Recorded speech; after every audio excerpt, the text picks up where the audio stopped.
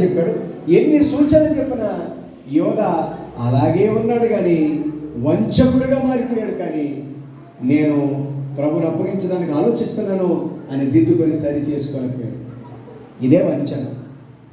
ప్రియమైన వాళ్ళరా, మీరు వింటున్నారు కానీ మిమ్మల్ని మీరు మోసపుచ్చుకుంటున్నారు.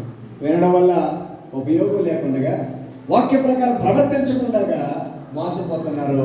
అంటే మనల్ని మనం మోసం చేసుకోవడమే వంచన కదా. ప్రియమైన వాళ్ళ లేఖను చూస్తున్నాడు, నేను పాపం చేశాను కింద వచ్చాడు. నేను నిరపరాధ రక్తమును అప్పగించి పాపం చేశాను అన్నాడు. కానీ ఆ పాపం నుంచి బయటకు వచ్చేటటువంటి ప్రయత్నం చేయాలి. ఆ పాపం నుంచి విడిపించగలిగేటువంటి ప్రయత్నం చేయాలి. దాని కొరకు కూడా పశ్చాత్తాపం రాలేదు. ఇంకా చెప్పాలంటే పాపం చేశాను అన్నాడు, కానీ దేవుని వైపు మాత్రం తిరగలేదు. ఎటు తిరిగాడు? ప్రధాన యాజకుల యొద్దకు. పాపం చేసినటువంటి వాడు దేవుని వైపు తిరగాలి కదా. ఎవరి వైపు తిరిగాడు?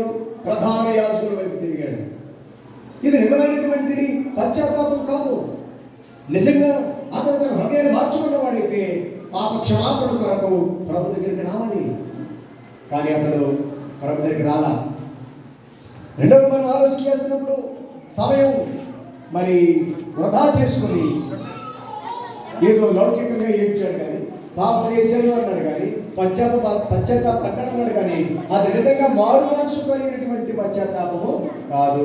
కొరింథీయులకు రాసిన 2వ పత్రిక 7వ అధ్యాయము 10వ వచనం ఒకసారి చూడండి. కొరింథీయులకు రాసిన 2వ పత్రిక 7వ అధ్యాయం 10వ వచనం చూడండి, జాగ్రత్తగా చదవండి.